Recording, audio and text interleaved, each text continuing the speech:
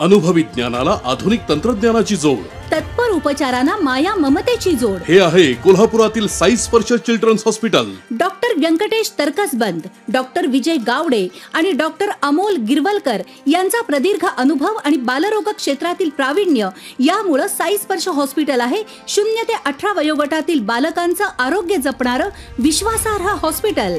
जिल्ह्यात पुन्हा पावसाचा जोर, 31 बंधारे पाण्याखाली.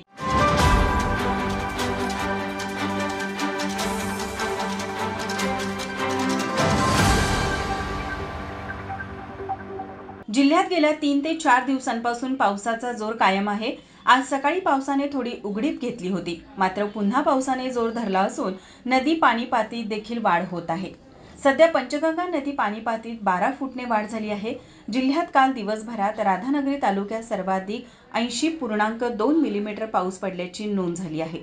तर राधानगरी धरणात 8.29 टीएमसी पाणीसाठा आहे. आज सकाळी 7च्या अहवालानुसार राधानगरी धरणाचे स्वयंचलित दरवाजे क्रमांक 3, 4, 5 व 6 खुले असून सध्या धरणातून 7,212 क्युसेक्स पाण्याचा विसर्ग सुरू आहे. तसेच पंचगंगा नदीवरील शिंगणापूर, राजाराम, सुर्वे, रोई, इचलकरंजी, तेरवाड, शिरोळ व रुकडी अशी एकूण 31 बंधारे सध्या पाण्याखाली आहेत.